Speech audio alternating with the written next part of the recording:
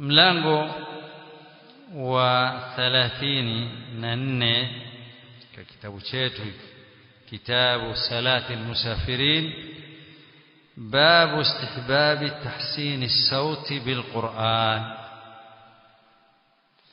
Mlango kumependezwa kusoma Qur'ani kwa sauti nzuri.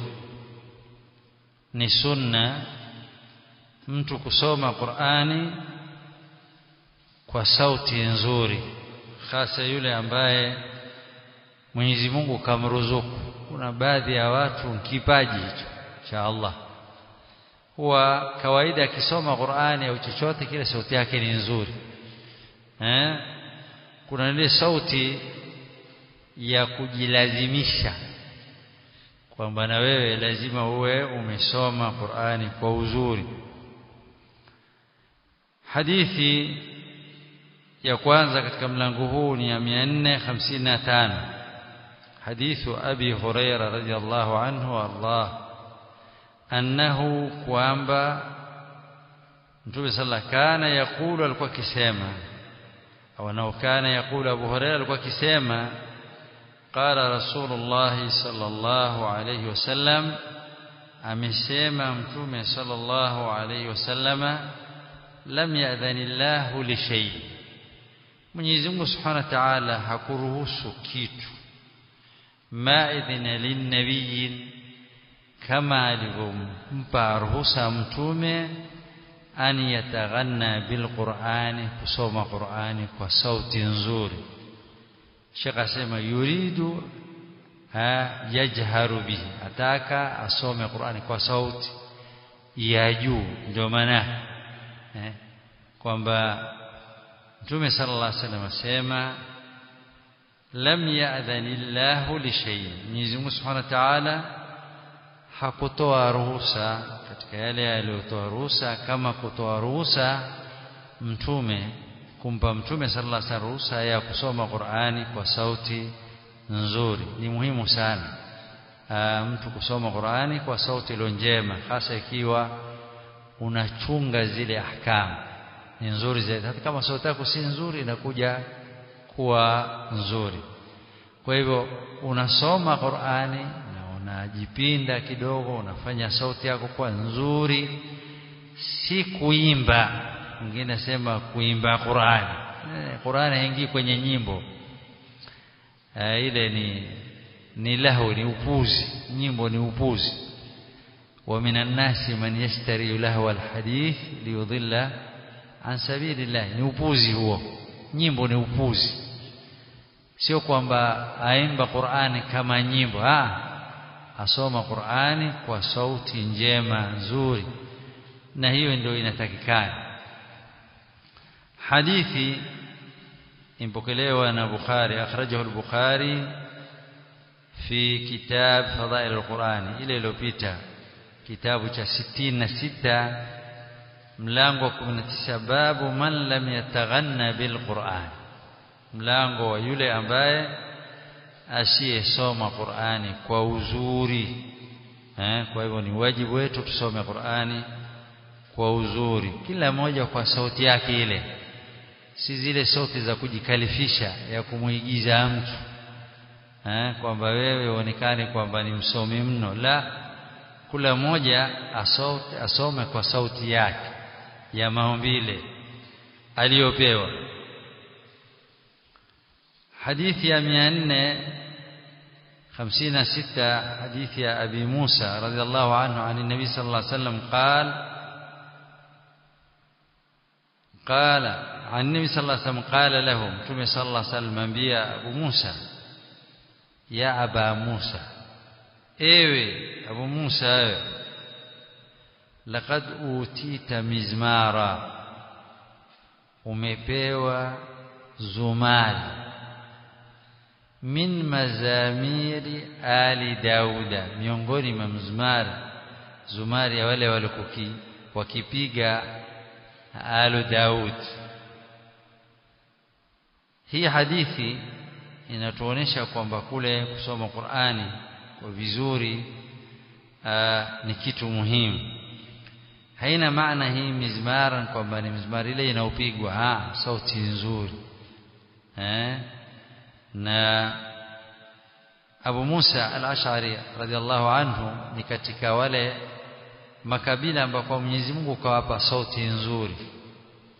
Kabila la Ash'ari ni kabila ambalo kwamba Mwenyezi Mungu amewaruzuku kuwa na sauti njema, na yeye alikuwa ni mmoja.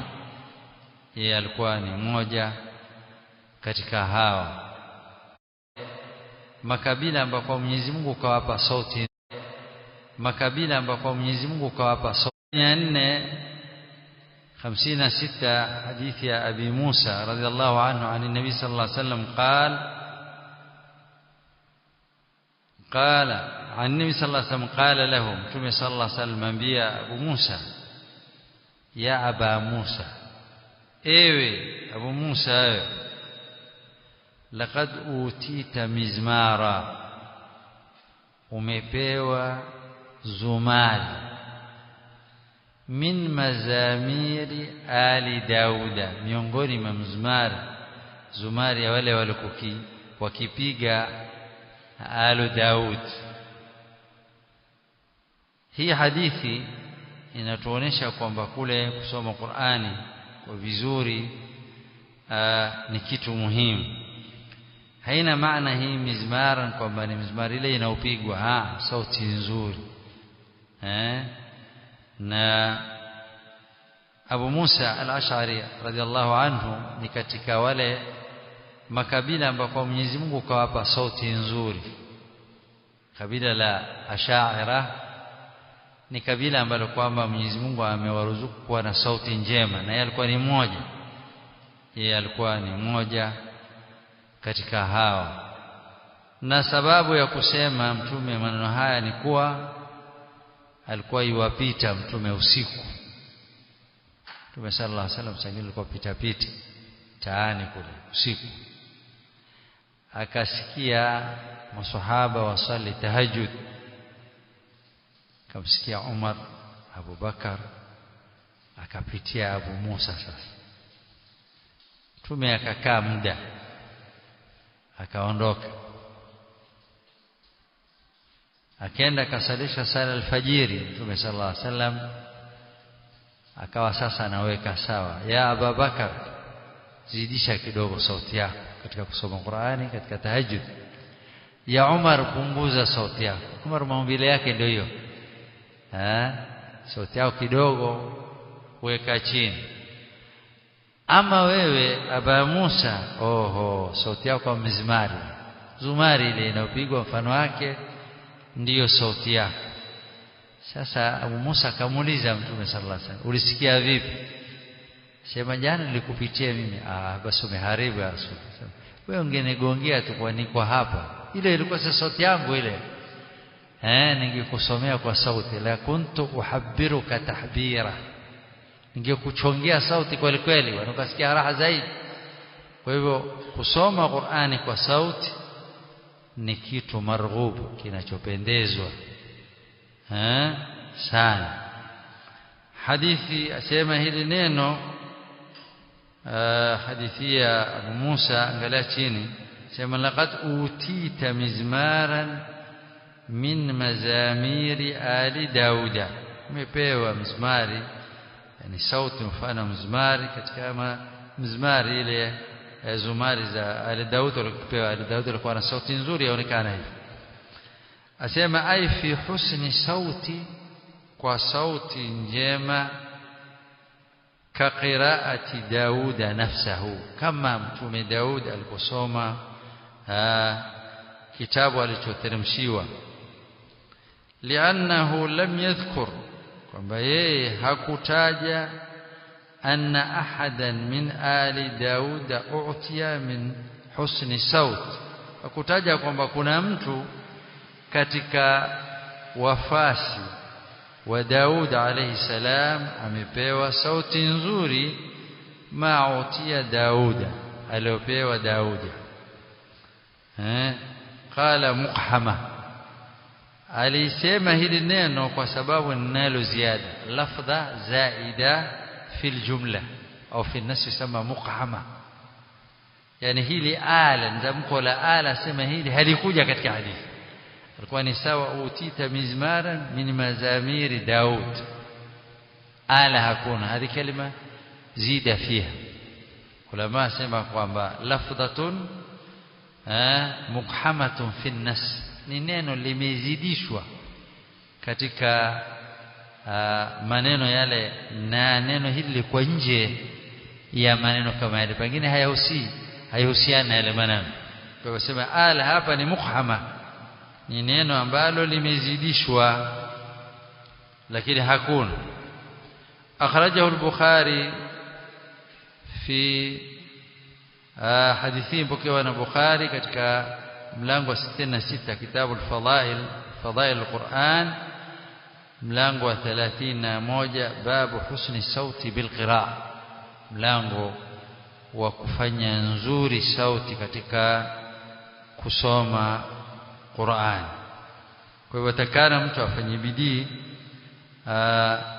kusoma Qur'an Sheikh asema wal mazamir jam'u mizmar al-ala al-ma'ruf kile chombo kinachojulikana kile utlika ismuha ala sautin lilmushabah yani imeitwa jina lake kwa sauti kwa ile sauti inayotoka kwenye mizmar yafanana na sauti ya binadamu lau utafananisha au vile unaofananisha watu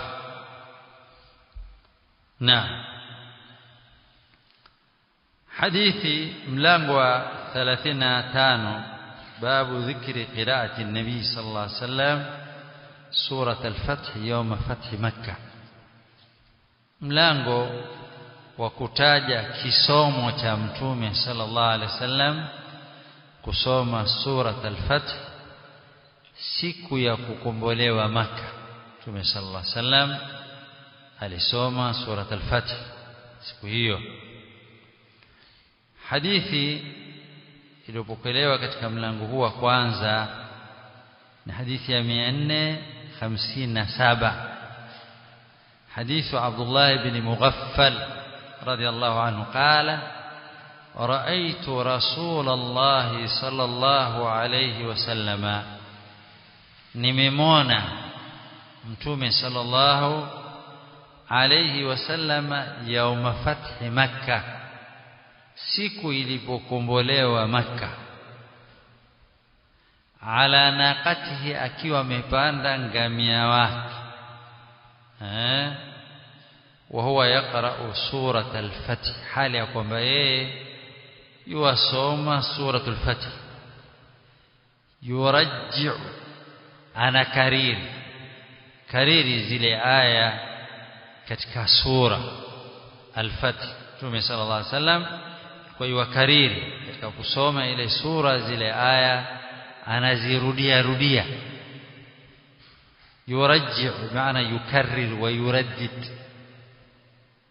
قال كسما ثم صلى الله هو ابو موسى انا عبد الله بن غفر سما لولا ان يجتمع الناس حولي لو sikuogopa kwamba watu wangekuja wengi kuniviringa la raja'tu kama raja'a sallallahu alaihi wasallam ningekariri nikawaonyesha namna alivyokariri mtume sallallahu alaihi wasallam hii sura aliposoma lakini mimi nikianza hivi watakuja jaa watu hapa hilo ndio misilitaki lakini leo ingekuwa si hivyo ningewaonyesha vile alivyokuwa akikariri mtume sallallahu alaihi wasallam hii sura katika fathi Makkah yani angalia chini hapo yurajji'u bimaana at-tarji' ترديد القراءة كروديا كسوم وقيل هو تقارب ضروب الحركات في الصوت يعني kukaribiana zile vigawanyo vya haraka ya sauti shangine zinagawanyika yani vile alivyokuwa akikariri mtume sallallahu alaihi wasallam وقد حكى عبد الله بن مغفل عبد الله بن مغفل anatuambia tarji'ahu kukariri kwake mtume bibaddi sauti fil qiraa kwa kuvuta mad katika kusoma kwake anavuta sana وهذا انما حصل منه na hili lilipatikana kutoka kwa Mtume sallallahu alaihi wasallam katika kurudia na kukariri kwa kunyosha sauti katika kisomo يوم الفتح sikia kukombolewa Makkah lianahu kana rakiba yeye alikuwa amepanda kama tulivyopita kwamba kana ala naqatihi ampanda ngamia wake yule faja'alat an-naqatu tuhrikuhu wa tunzihi ilikuwa akawa ule ngamia yuamtikisha Mtume sallallahu katika kusoma Qur'ani sasa kwenda na upepo na ile sauti fahadatha tarji'u fi sauti ikatoka katika sauti kama kukariri vile leo kwa yeye yuko ngamia wake sallallahu alaihi wasallam kwa hivyo haina tatizo mtu kusoma na kukariri zile aya anapokuwa anasoma haina tatizo haina